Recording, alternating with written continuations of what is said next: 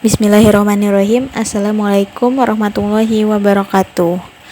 Video ini saya buat untuk memenuhi tugas ujian akhir semester Pendidikan Agama Islam dengan dosen pengampu Bapak Son Haji SAGMM. Perkenalkan, nama saya Siti Mawada dengan nomor NIM 18720500011. Saya dari Fakultas Ilmu Pendidikan dengan program studi Pendidikan Ekonomi. Di video ini saya akan menjelaskan tentang muamalah. Pengertian muamalah. Muamalah adalah aturan Allah yang mengatur hubungan manusia dengan manusia dalam usahanya untuk mendapatkan alat-alat keperluan jasmaniah dengan cara yang baik sesuai dengan aturan syariat Islam. Muamalah adalah seluruh kegiatan muamalah manusia berdasarkan hukum-hukum Islam yang berupa peraturan-peraturan yang berisi perintah atau larangan seperti wajib, sunnah, haram, makruh, dan mubah.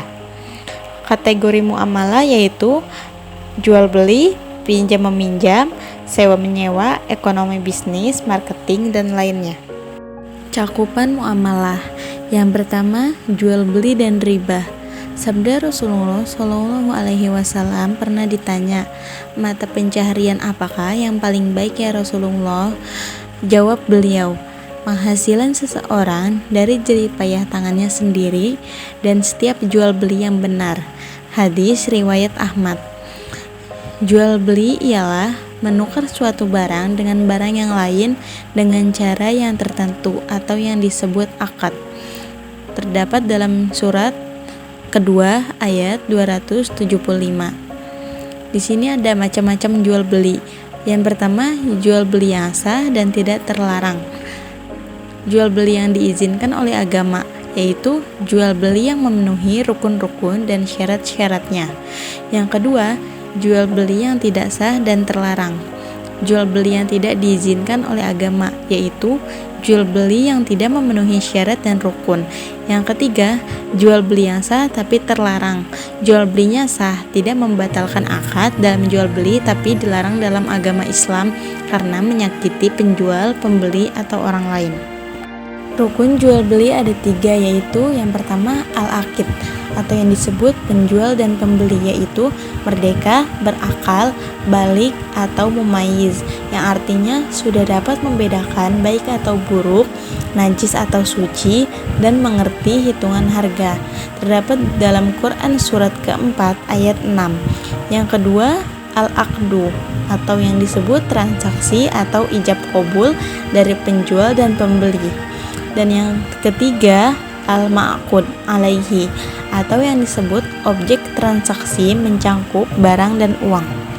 Selanjutnya ada syarat sah jual beli. Yang pertama, penjual dan pembeli harus memiliki kompetensi untuk melakukan jual beli. Tidak sah jual beli yang dilakukan oleh anak kecil yang belum nalar, orang gila atau hilang akal, atau orang yang dipaksa. Yang kedua, objek yang diperjualbelikan, yaitu yang pertama suci, bermanfaat, bisa diserah terimakan, dan milik dari penjual. Yang kedua, mengetahui objek yang diperjualbelikan dan juga pembayarannya, tidak seperti menjual kucing dalam karung. Yang ketiga, tidak memberikan batasan waktu.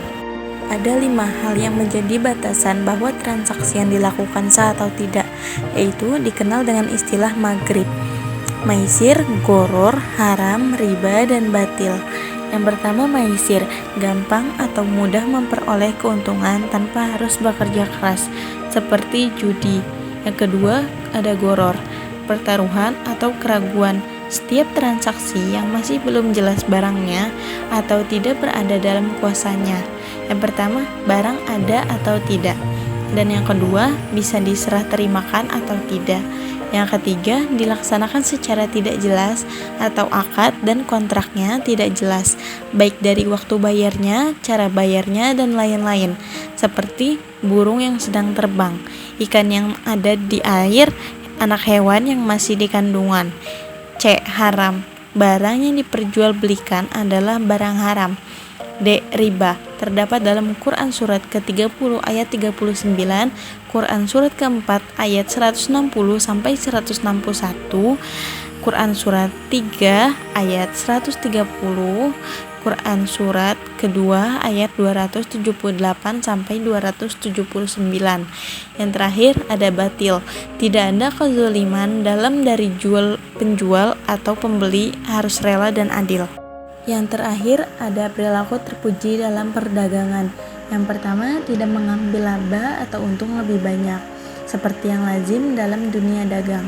Yang kedua, membayar harga agak lebih mahal kepada penjual yang miskin. Ini adalah amal yang baik daripada sedekah biasa. Yang ketiga, memurahkan harga atau memberi diskon kepada pembeli yang miskin. Dan yang keempat, bila membayar hutang, pembayarannya dipercepat dari waktu yang telah ditentukan. Dan yang terakhir, membatalkan jual beli jika pihak pembeli menginginkannya.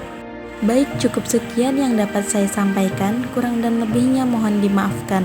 Wabillahi taufiq wal hidayah. Wassalamualaikum warahmatullahi wabarakatuh. Innallaha